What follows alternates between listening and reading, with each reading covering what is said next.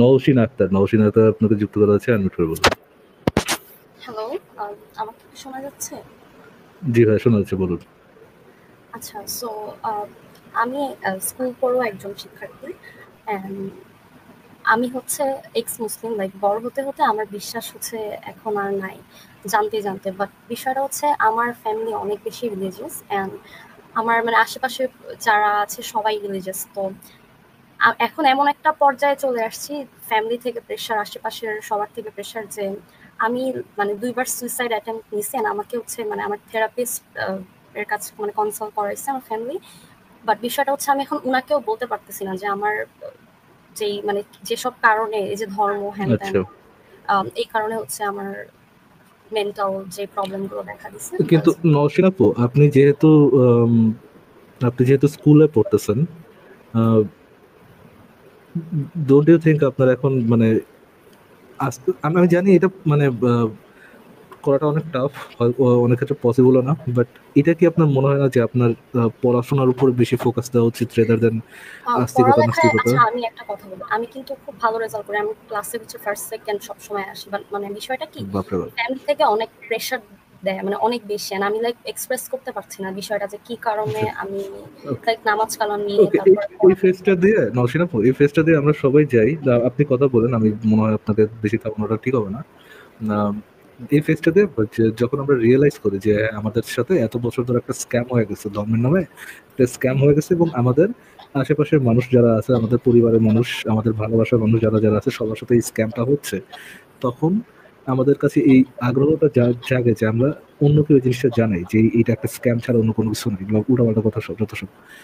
তো জানানোর আমাদের ইচ্ছা হয়, বাট সবাই এই জিনিসটা ধারণ করার মেন্টালিটিতে থাকে না যে আম, তারা এতদিন ধরে যেটা বিশ্বাস করে আসছে এটা সত্য না মিথ্যা, এটা আরেকবার যাচাই করে দেখি, এই ধারণা মানে এই মেন্টালিটির মধ্যে তারা থাকে না। তো এই জিনিসটা আমাদের রিয়েলাইজ করতে হবে। আপনি তো এখনো ফুল অন অ্যাডাল্ট না, তারপরেও যেহেতু স্কুল পড়ুয়া বলতেছেন, আপনাকে এই জিনিসটা ধীরে ধীরে মানে রিয়েলাইজ করতে হবে যে আপু, আমরা কিন্তু কোনো বেড অফ রোজেস এর মধ্যে নাই। আমরা এমন কোনো ওয়ার্ল্ডে জন্মগ্রহণ করি নাই যেখানে হচ্ছে আহ, সবসময় বেস্ট জিনিসটাই হবে বা সবচেয়ে ভালো জিনিসটাই হবে। আহ, এমন অনেক কিছু আমরা চাবো যে যে জিনিসটা ভালো, যে জিনিসটা হওয়া উচিত, কিন্তু এই জিনিসটা হবে না। কিন্তু এই রিয়ালিটির সাথে আমাদের ম্যাচ আপ করে চলতে হবে, এই রিয়ালিটির সাথে আমাদের কোপ আপ করে চলতে হবে।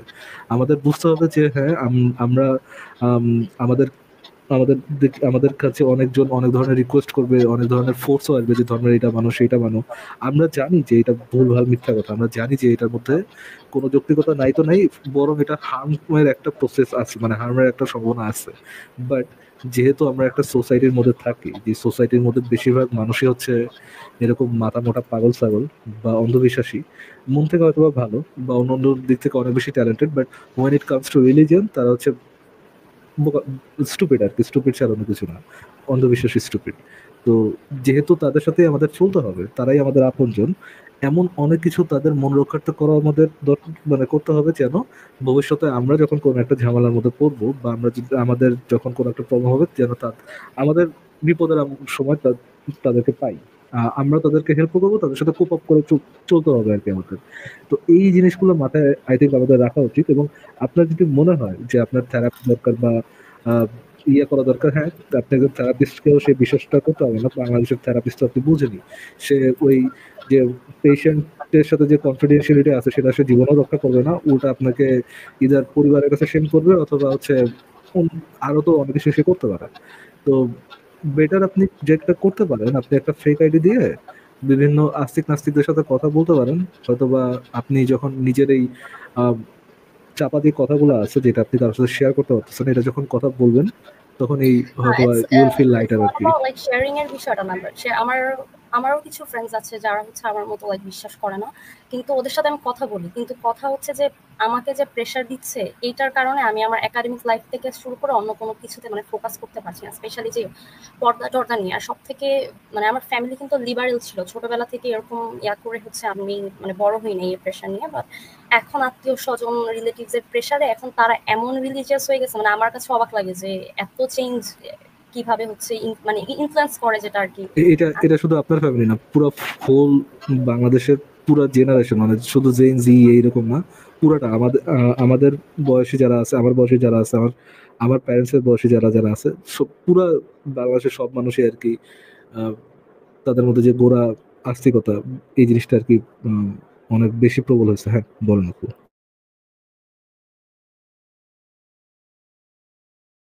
নওশীন আপু। আচ্ছা, নওশীন আপু মনে হয় কোনো একটা ঝামেলার মধ্যে পড়েছে, উনি আনমিউট করে কথা বলতে পারছেন না। আমাকে আনমিউট করে দিন না, উনি আনমিউট করেছেন, হয়তো কোনো একটা ঝামেলার মধ্যে আছেন। আচ্ছা, আহ, একটা মিনিট কি আমাকে দেওয়া যায় একটু? হ্যাঁ, শিওর শিওর শিওর শিওর, ঠিক আছে।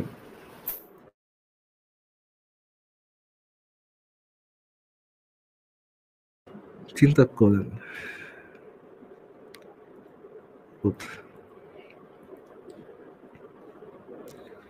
ধর্মের এই ঝামেলাটা এখানেই আসে ভাই। আপনি যে কোনো কিছু বিশ্বাস করে মজা পান, ভালো লাগে, আপনার আপনার একটা সাহস আসে, জীবনে একটা হোপ আসে, দ্যাটস ফাইন, কোনো সমস্যা নেই, কিন্তু আপনি করেন।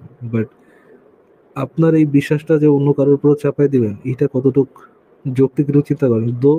কথাটার কোনো মানে হয় না। কেন মানে না? কারণ আপনার যেটা তো অন্ধবিশ্বাস করে আপনারা হোপটা পান, সেই অন্ধবিশ্বাসই আপনাকে বলে যে শুধুমাত্র এই অন্ধবিশ্বাসটা আপনি আপনার মধ্যে রাখবেন না, অন্যের উপর চাপাই দিবেন। আপনি আপনার পরিবারের যদি কর্তা হন, সবাইকে ওই ধর্মের মধ্যে আনা হচ্ছে আপনার দায়িত্ব। না হলে আখিরাতে আপনাকে এর জন্য জিজ্ঞাসা করা হবে। তো ইয়া, মানে এই জন্য এই ধরনের স্টুপিড ধর্মের বা লাইক আমি যত যখন অন্ধবিশ্বাস লাইক আছে। আমার জি। ফ্যামিলিকে আমার বিশ্বাসের কথা তো ডেফিনেটলি কখনোই বলা যাবে না, বাট আমি যখন বোঝানোর ট্রাই করি যে মানে আমারটা তো আমিই দেখবো, এটা তো অন মি, তখন তারা হচ্ছে পাল্টা যুক্তি দেয় যে ইসলামে তো এরকম নিয়ম যে বাবা ভাই তারপরে হচ্ছে ফ্যামিলির আরো যারা সদস্য ওদের আমার কারণে ওদেরকে সাফার করতে হবে। সো এখন আমি তো এই যুক্তি তো আর খণ্ডন করতে পারতেছি না, তাহলে হচ্ছে ধরেই নিবে যে নাস্তিক আমি। এটা যুক এটা তো যুক্তি না, এটা হচ্ছে আপনার দাবি। বাট আপনি যেটা করতে পারেন, সে হচ্ছে আপনি একটু সার্চ করে বের করতে পারেন যে আম, আখিরাতে সবাইকে তার নিজের জন্য দায়ী করা হবে, অন্য কারোর জন্য দায়ী করা হবে না। যার যার ভার, যার যার মানে ভালো মন্দের দায়ভার তার নিজের উপরেই থাকবে, অন্য কারোর উপর থাকবে না। এই রেফারেন্সটা একটু চ্যাটজিপিটি থেকে খুঁজে বের করে দেখতে পারেন বা দেখাইতে পারেন। বাট আই ডোন্ট থিঙ্ক এটাতে কোনো লাভ হবে। উল্টা খেপা খেপা খেপা ছাড়া মানে কোন একটা পয়েন্ট মেক হবে জিনিসটা এরকম না। কেননা ধর্মের গ্রাউন্ড লেভেলের কাজই তো হচ্ছে আপনার অন্ধবিশ্বাস। ইভেন তো এটার মধ্যে কন্ট্রাডিকশন থাকবে, আপনি এটাকে বিশ্বাস করবেন আর কি। আর আচ্ছা, আমি নিজেও অনেক রিলিজিয়াস ছিলাম, একটা সময় রিলিজিয়াস ছিলাম, মানে এমন না খুব নামাজ কালাম পড়তাম, পর্দা টর্দা করতাম, বাট ইমান ছিল স্ট্রং, নাম পড়তাম মাঝে মধ্যে আর কি, নামাজ টামাজ। বাট বিষয়টা কি, মানে অনেক প্রশ্ন হচ্ছে মাথায় আসতো, কাউকে আস করতে পারতাম না। এবং মানে যদি কাউকে আস করতাম তারা হচ্ছে এমন মানে যুক্তির লজিক্যাল ফ্যালাসি ইউজ করে হচ্ছে করার ট্রাই করতে। এই যেমন আপনাকে একটা কথা বলি, আম, মানে আমাদেরকে যে সৃষ্টি করছে সে মানে আল্লাহ, উনি নামাজটা ফরজ করছে কেন? এখানে মানে আমি যদি উনারকে ইবাদত না করি বা উনার সেবা না করি, সেখানে আমাকে হচ্ছে আগুনে পুড়িয়ে ফেলা হবে। বিষয়টা এটা এটা যদি ফরজ নাও হতো তাহলেও মানা যেত, বাট এটা তো লাইক লিটারালি ফরজ ইবাদত। জোর করে এটা ভালোবাসা আদায় করার মতো না যে তুমি যদি আমাকে ভালো না বাসো, আমার কথা মতো না শুনো, তাহলে হচ্ছে আহ, তোমাকে আর কি শাস্তি দেওয়া হবে এই। ইসলাম অনুযায়ী আপনি মানে আল্লাহ আপনার ভালোবাসা মালবাসা এগুলা, এটার উপরে তার কোনো আগ্রহ নাই। ইসলাম অনুযায়ী আপনি আল্লাহর দাস, রাইট? আল্লাহ মানে আল্লাহর দাসী আপনি। আপনি নামাজ পড়বেন কেন? বিকজ আপনি একটা দাসী এবং আপনার মালিক আপনাকে এটা হুকুম করছে, যদি এটা না করেন আপনাকে পুরাবে। ভালোবাসতে হবে ঈশার মধ্যে, মানে এই যে ক্রিশ্চিয়ান ঈশার মতো, মানে জিজাসের টিচিং এর মতো যে you love God, God is love, God is our father, এই সেই এইগুলা চিন্তাধারা ইসলামের মধ্যে নাই। হ্যাঁ। ইসলাম অনুযায়ী আপনি শুধুমাত্র এবং শুধুমাত্র একটা দাসী। ইউ আর লাইক আ আচ্ছা, ডল। আমার কথা মানে হচ্ছে উনার দাসী তো মানে দাস দাসী তো ফেরেশতা, উনার দাস দাসী, তাই না? তো আমাদেরকেও সৃষ্টি করেছে, আবার জিনদেরকেও, মানে এত কেন দাস দাসীর তার প্রয়োজন? একটা স্পেসিফিক and জাতি থাকলে উনার ইসলাম ছিল না? ইসলাম অনুযায়ী you can ask that question. আপনার মালিকের খায়েশ হয়েছে এটা করছে, you can ask that question যে কেন এটা তার করতে হবে। আল্লাহ আপনাকে জবাব দিতে বাধ্য না। তার তার খুশি, তার তার তার খুশি ঠেলায় ঘুরতে সেই কাজ করছে, সে তো আপনাকে এটাতে জবাব দিতে বাধ্য না। তারপরে এই যে মানে ভাগ্য যদি উনি লিখে দেয়, তারপরে আয়াত হাদিস তো আছে যে আল্লাহর ইচ্ছা ছাড়া তুমি কিছু ইচ্ছা করতে পারো না। তাহলে মানে আমি যদি একটা মার্ডার করি, এটার দায়ভার কি আল্লাহর ইচ্ছায় করলাম নাকি আমার যাবে? আবার স্বাধীন আহ, ইচ্ছার কথা বলা হচ্ছে। তো এখানে আমার তার ইচ্ছা ছাড়া যদি আমি ইচ্ছা করতে না পারি, তাহলে আমার ইচ্ছাটা স্বাধীন কিভাবে হয়? বাট এখানে আরো আরো তো কথা আছে নওশিন আপু, মানে আপনি যে মার্ডারটা করলেন, রাইট? মার্ডারটা যে আল্লাহ তাকদিরে লিখে দিছে এই জন্য আপনি করছেন, জিনিসটা জিনিসটা এখানেই শেষ না ইসলাম অনুযায়ী। আল্লাহ আপনাকে দ্বারা মার্ডারটা করাই নিচ্ছেন। আপনি কি বুঝতে পারছেন আপনি কি বলছি? আল্লাহ আপনাকে দ্বারা মার্ডারটা করিয়ে নিচ্ছেন। আপনি কি রেফারেন্স দেখতে চান? আমি কি আপনাকে রেফারেন্সটা দেখাবো? মানে করিয়ে দাঁড়ান। নিচ্ছে বলতে এখানে কি বুঝাচ্ছে? করিয়ে নিচ্ছে বলতে লিটারাল করিয়ে নিচ্ছে বলতে আমরা যেটা বুঝি সেটাই সেটাই বোঝাচ্ছে। আচ্ছা দাঁড়ান, একটু একটু সেকেন্ড। মানে আমার প্রশ্ন হ্যাঁ হচ্ছে আপনি, এখানে আমি মার্ডারটা কি আমার ইচ্ছা করছি নাকি তার ইচ্ছা করছি? আপনার ইচ্ছায়, তার তার ইচ্ছায় তো করতেছেন করতেছেন না, আপনাকে দ্বারা আল্লাহ করিয়ে নিচ্ছেন। আচ্ছা এই হাদিসটাকে একটু কষ্ট করে পড়তে পারবেন হ্যাঁ, নওশিন শিওর আপু? ভাই। আচ্ছা, মুসলিম অতঃপর আবার যখন থেকে পড়েন, যখন তোমার রব। আচ্ছা, কোন লাইনে? Red second line, colour. প্রথম প্যারার সেকেন্ড লাইনটা পড়েন।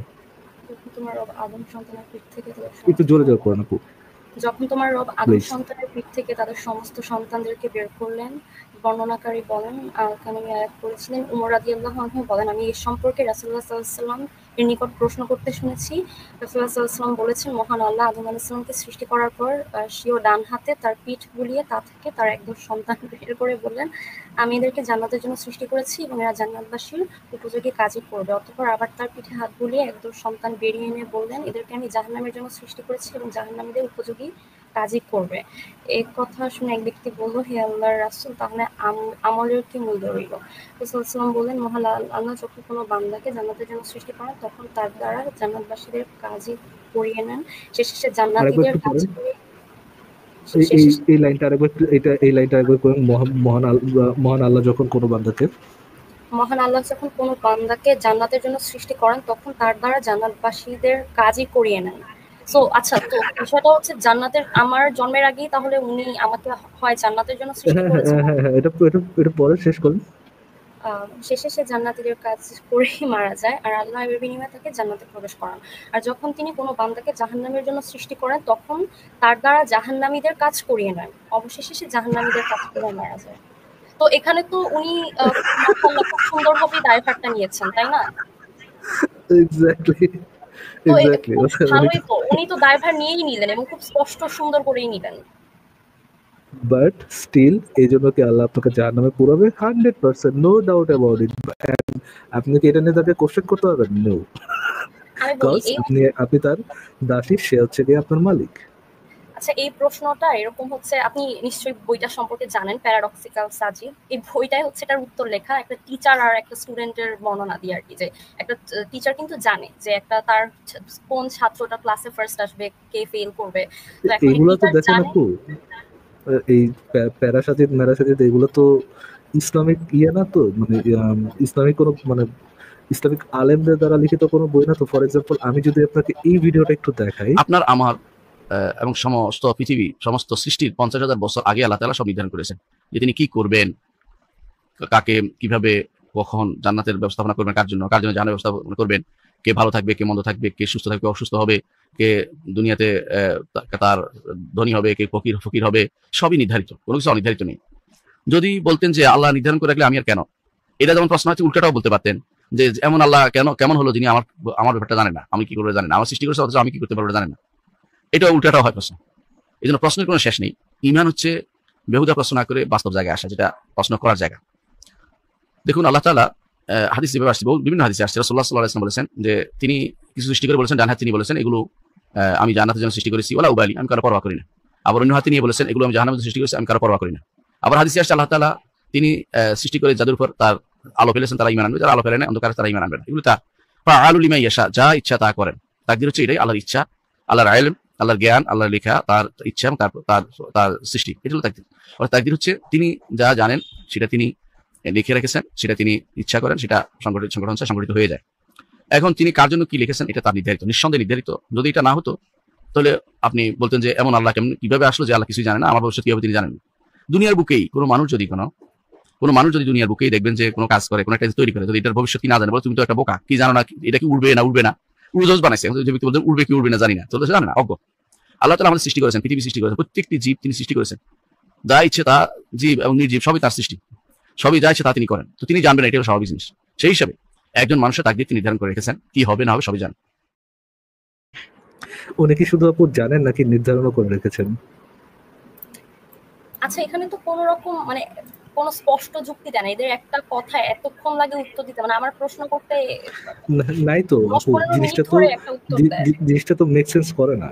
মেক সেন্স করে না দেখেই তো তারা লম্বা দিয়ে দেয়, যেটা কোহেরেন্ট না। ঠিক আছে, দেখেন এই যে আপনি যে প্যারাসাজিদের কথা বললেন, প্যারাসাজিদ অনুযায়ী একজন স্কুল টিচার বা একজন ইউনিভার্সিটির টিচার সে হচ্ছে একটা অ্যাজিউম করে যে এই ছাত্রটা ভালো করতে পারে, এই ছাত্রটা খারাপ করতে পারে। সে কিন্তু 100% গ্যারান্টি সহকারে জানে না। সে কিন্তু অমনিশিয়েন্ট বিং না, সে কিন্তু সর্বজ্ঞানী কোনো সত্তা না যে সে 100% জানে যে এইটাই হবে। এইটার সাথে আল্লাহর তুলনা দিয়ে আল্লাহর জানাটাকে মানে ইয়ে করা, যে আল্লাহ জানে বুঝে এরকম বানাইছে, এটাকে একটু এই জায়গা থেকে মানুষকে একটু সরায় নিয়ে আসা, এইগুলো হচ্ছে আপু ওই একেবারে প্রিমিটিভ আমলে যে ইয়েরা ছিল, আপনার ক্রিশ্চিয়ানরা ছিল, তাদের ফেলে দেওয়া যুক্তি। হ্যাঁ, এখন সেগুলোই মুমিনরা রিউজ করে, এবং যেহেতু বাঙালি মূর্খ মানুষ, বাঙালি এগুলো জানে না, বুঝে না, এই জন্য বাঙালিরা এটা কি শুনে পরে মনে করো বাবা বাবা অসাধারণ যুক্তি দিয়েছে। আপনি কি বুঝতে পারছেন নসীন আপু এখানে যুক্তির ফ্লটা কোথায়? হ্যাঁ হ্যাঁ হ্যাঁ, এবং শুধুমাত্র সেখানেই না যে আল্লাহ শুধুমাত্র জানেন, আল্লাহ এটা নির্ধারণও করে রেখেছেন, এবং সহিহ হাদিসে এটা লেখা শুধু নির্ধারণ করেই লেখা নাই, মানে এটা কি করায় না। তো এইখানে হচ্ছে পাইলস অফ বুলশিট আছে, যে যে বুলশিট কাটানো এত সহজ কোনো কিছু না। সেলফ কন্ট্রাডিক্টরি ইসলাম অনেক, বাট আমার মানে অফকোর্স।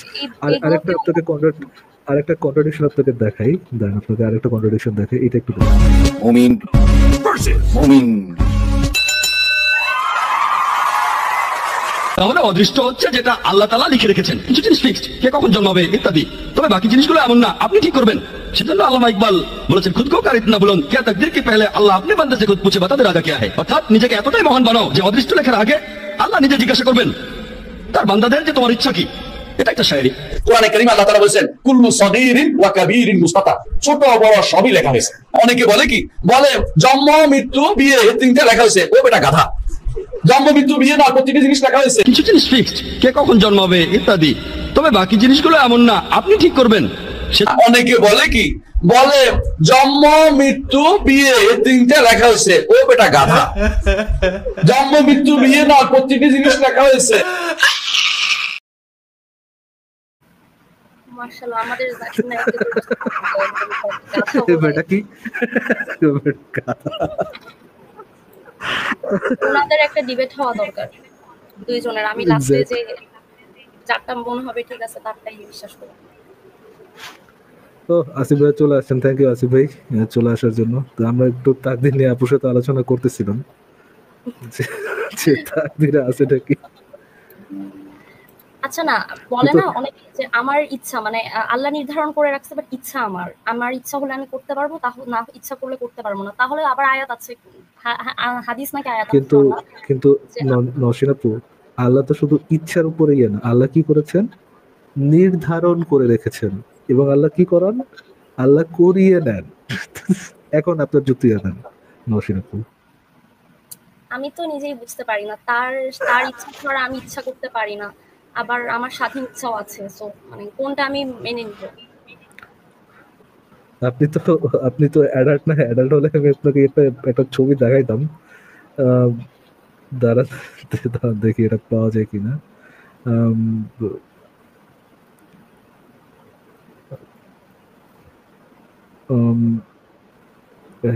কোথায়, আচ্ছা আচ্ছা, আমাকে কি আপনি বের করছেন নাকি না আমি নিজেই বের হয়ে গেলাম? আসিফ ভাই কোনো না কোনো একটা ঝামেলা হচ্ছে মনে হয়। ওকে, ঠিক আছে। মানে ইসলাম অনুযায়ী আপনাকে দুইটাই বিশ্বাস করতে হবে। আপনি যদি মুমিনদের লাইভ শুনেন, আপনি এটাই দেখবেন যে একই সাথে বিশ্বাস করতে হবে যে আপনার ইয়েটা হচ্ছে পূর্ব নির্ধারিত, আপনার তাকদীরটা পূর্ব নির্ধারিত। বিশ্বাস করতে হবে যে আল্লাহর ইচ্ছা ছাড়া আমি কিছু করতে পারবো না, কিন্তু আমার স্বাধীন ইচ্ছা আছে, আমি খারাপ কাজ করলে সেটা আমার ইচ্ছা। এক্স্যাক্টলি, জি। দুইটা একসাথে। এবং আপনাকে সাথে এই বিশ্বাসটাও রাখতে হবে যে এটা কন্ট্রাডিক্টরি না, এটার মধ্যে কোনো কন্ট্রাডিকশন নেই। আচ্ছা, আরেকটা জিনিস, সেটা হচ্ছে মুহাম্মদ যে 4 বিয়ে করেছেন, তারপরে আম, তো জিহাদের যে বিষয়টা, সে সময় যে যুদ্ধ করে মেয়েদেরকে এনে এনে রেপ করা হতো, এই বিষয়টা না জাস্টিফাই করার চেষ্টা করে হুজুরা অনেক কথা বলে। সেটা হচ্ছে যে ওই যুগের জন্য হচ্ছে এটা, মানে ওই যুগটাই এরকম ছিল যে সেই যুগে হচ্ছে এগুলো হবে। বাট আমার কথা হচ্ছে সেই যুগের জন্যই যদি বিষয়টা হয়, তাহলে কোরআন তো মানে সব যুগের জন্য প্রযোজ্য, তাই না? সেটা তো আজকের দিনেও হচ্ছে মানে অ্যাপ্লাইড হবে। আজকের দিনে কি জিহাদ তার মানে আল্লাহ বাতিল করে দিছে, নাকি 4 বিয়ে করা বাতিল করে দিছে, নাকি হচ্ছে 7, 8, 9 বছরের মেয়েদেরকে বিয়ে করার বিষয়টা বাতিল হয়ে গেছে? কারণ সেটা যেহেতু শুধুমাত্র সেই যুগের জন্য প্রযোজ্য, তাহলে আজকেও কেন সেটা অ্যাপ্লাইড হবে? আচ্ছা আমি একটা হাদিস দেখাই। যুক্তির নামে, যে যুক্তির নামে এমন কিছু বলে তারা যে যেগুলা স্কুল পড়ুয়া বাচ্চারা ধরতে পারে যে এগুলা কি বুলশিট বলতেছে। জি আছে। আমি একটা হাদিস দেখাই, এই হাদিসটা একটু আপনি কি অংশ বিশেষ পড়তে পারবেন? হ্যাঁ হ্যাঁ, কতটুকু? ওই যে পরিচ্ছেদ 1-এ যেটা বলা আছে, হলুদ কালিতে যেটুক দেয়া আছে সেটুক করলেই হবে আপাতত। যতক্ষণ পর্যন্ত মানুষ লা ইলাহা ইল্লাল্লাহ না বলবে, ততক্ষণ পর্যন্ত তাদের বিরুদ্ধে কিতাল করতে আমি আদেশপ্রাপ্ত হয়েছি।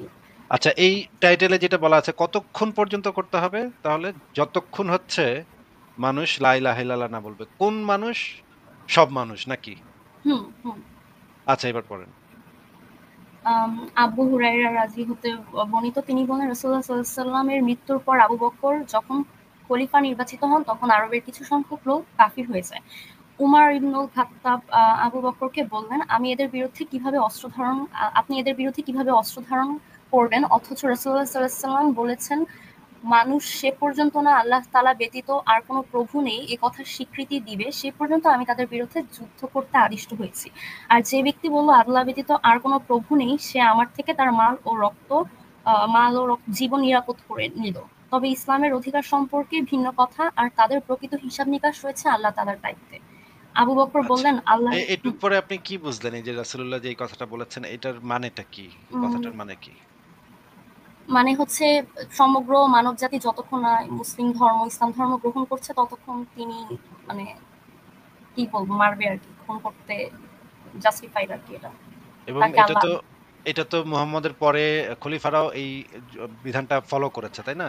হুম তো তাহলে তো মুহাম্মদ তো মরে গেছে, তখন তো আর এই বিধানটা মানে রহিত করে দিয়ে যাওয়া তো তার পক্ষে সম্ভব হয় নাই। সে তো তার আগেই মরে গেছে, তাই না? হ্যাঁ মানে এটা বিধান দিতে পারে এবং রহিত করতে পারে শুধুমাত্র মুহাম্মদ। এছাড়া তো আর কেউ করতে পারে না। এখন হ্যাঁ যেই জিনিসটা মুহাম্মদ চালু করে দিয়ে গেছে সেটা যদি সে নিজে বন্ধ না করে তাহলে তো আর এটা বন্ধ কিয়ামত পর্যন্ত চলতে থাকবে। এবং হ্যাঁ দেখা যাচ্ছে যে আবু বকর ওমরের সময়ও এই বিধানটা ফলো করা হয়েছে। তার মানে মুহাম্মদের মৃত্যুর পরেও এই বিধানটা ফলো করা হয়েছে। মানে মুহাম্মদের মৃত্যুর আগে মুহাম্মদ এটা বন্ধ করে যায় নাই। তার মানে তো এটা কিয়ামত পর্যন্ত প্রযোজ্য, তাই না? হ্যাঁ হ্যাঁ এবং এইখানে কিন্তু খুবই মারাত্মক কথা বলা যে যদি কেউ ইসলাম কবুল না করে তাহলে তার মাল এবং রক্ত মানে জীবন অনিরাপদ হয়ে যাবে। মুসলমানদের তরবারির আঘাত পড়বে আরকি। সেটাই তো কথা। এখন এটা তো সব যুগের জন্যই প্রযোজ্য, এমন তো না যে 14 মানে যেটা হচ্ছে হুজুরা লজিক দিয়ে বোঝানোর চেষ্টা করে যে এমন যে সব ভয়ঙ্কর ভয়ঙ্কর হাদিসের কথা রয়েছে, সেগুলো 1400 বছর আগে এমন অবস্থা ছিল যে ওটা না করলে উপায় ছিল না। তো জিহাদ না করলে উপায় ছিল না, তারপরে হচ্ছে মেয়েদের নিরাপত্তার জন্য হচ্ছে ছোট ছোট মেয়েদেরকে বিয়ে করতে হবে। তো তাহলে সেটা বাতিল করে দেয়নি কেন কেন আল্লাহ তাআলা বা মহানবী?